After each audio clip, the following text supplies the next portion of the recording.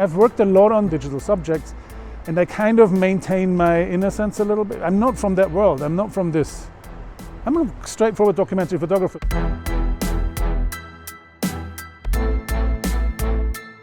So the topic was surveillance in Geneva, and it wasn't very specific, which is a little bit of a bummer for a photographer because it's not something naturally visual, I would say, but it's something I'm interested in. So thinking about it, I started reading a little bit. I came up with the idea of postcards because I thought, on one hand, the email is as private as a postcard.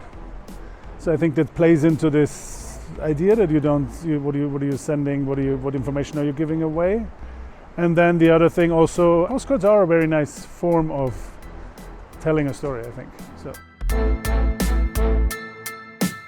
the very practical challenge was that it's not a very visual subject. And then the other thing also, access. I think I was surprised that even working with Edgelands and working with the organization, which is not just some journalist or an agency, we didn't get very far. I think we didn't get very far in hearing back, getting information about where all this information is being safeguarded. I mean, I was dreaming of getting access to some surveillance cameras, play with all of this stuff. There's a lot of fantasies one can have about how to deal with surveillance, but none of this materialized. So I had to do with what I had. So I separated my work into two parts. One was doing sort of situating Geneva a little bit, like approaching Geneva like I would approach an exotic, faraway place. I worked on what I called sort of the dark side of Geneva, like the international involvements, several people who died here, the murky, dark dealings. And then the core was to follow 7 or 8 Lambda people who don't have a specific involvement with anything, but follow them, photograph their kind of mundane routines,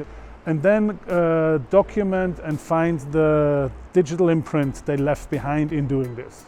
And then I went online and did a research online and followed all this.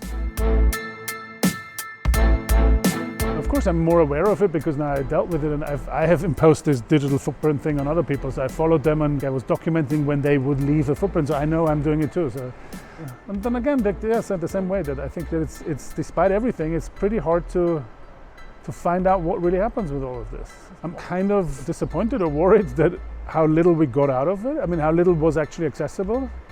We didn't have a big societal lever on it to say, you have to give this to us, but it's also like, look, I mean, people are filming all over the place. When you ask for it, why don't you get anything? I mean, I couldn't get anything back. I would have wanted to have pictures of more information. So what I did was actually, my work was it was more sort of interpretative. It wasn't 100%. I don't know exactly 100% where somebody's data goes when they put their ticket in. I know to one of the possible servers where it could be. I think it's a visual playing on your research. I think I like it. I mean, I'm sort of delegating the research responsibilities to Edgelands in a way, because I think that's also, you're the institution who does this. My job is to make it visually understandable, make it accessible probably. So I think that that if I have to turn this into a picture, so also somebody's going to see a picture is going to understand it.